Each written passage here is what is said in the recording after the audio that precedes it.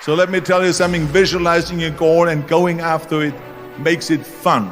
You got to have a purpose no matter what you do in life. You got to have a purpose. So that's rule number 1, have a vision. Rule number 2 is, don't listen to the naysayers. Everything I ever did, the thing that I heard out of people's mouth was, that's impossible. That can't be done. Or no. I remember when I wanted to be a bodybuilding champion, including my parents and everyone else around me, said this is impossible. Why don't you become a ski champion? That's what they do in Austria. Or a bicycle champion, or do some track and field. You can't be a bodybuilding champion. That is exactly what I heard, and of course I proved to the people that it can't be done. So whenever someone said to me, it can't be done, I heard it can be done. When they said no, I heard yes. And when they said it's impossible, I heard it is possible. I'm a strong believer of what Nelson Mandela said, that everything is always impossible until someone does it. Well, I'm going to be the one, I said to myself, I'm going to do it and I'm going to show it to them. Maybe it has never been done before. That's perfectly fine with me. But I'm going to do it. And I did not listen to the naysayers. The same was also when I went into, not just in bodybuilding, they said no. When I wanted to come to America, when I wanted to go to America, they said it's impossible. There's no money that you have to fly even over there. You have no money when you go over there to live with. And what do you think, they're going to wait for you? There are plenty of big bodybuilders over there. It was all no, and it can't be done, it's impossible.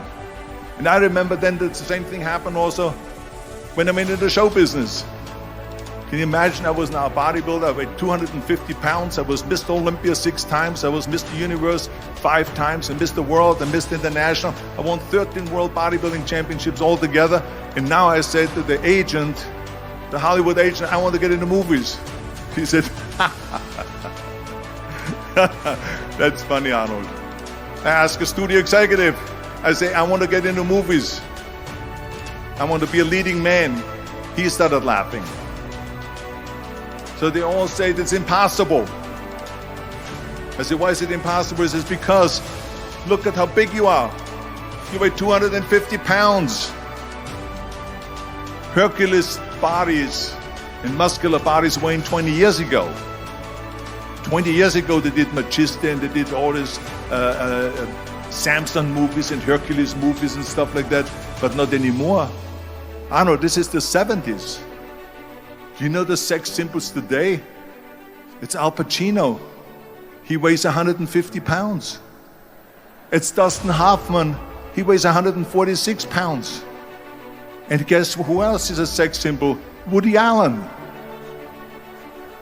So imagine they're telling me now that those are the new sex symbols. So therefore forget about it.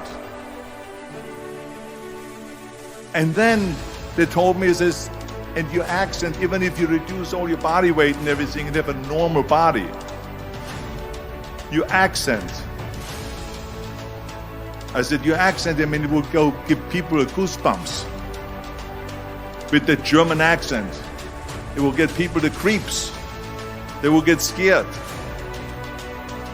He says, no one in Hollywood ever has become a leading man that had an accent. Doesn't happen. People in America want to hear their actors talk like John Wayne, or like Burt Reynolds, or like Clint Eastwood. Not like someone on Hogan's Heroes or something like that. Some Nazi movie. This is the kind of stuff that they heard.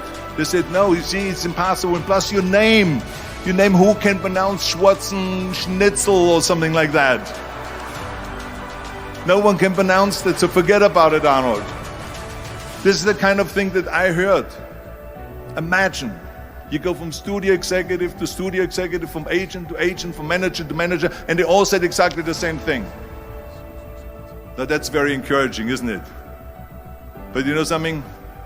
I didn't give a shit. Because I believed that I can be a leading man. I believed that I could be another Clint Eastwood, or another Burt Reynolds, or another Warren Beatty, or whatever those characters were, Charles Bronson and so on. I believed that I could be those people. I said, there's enough room on that ladder. that I can fit up there.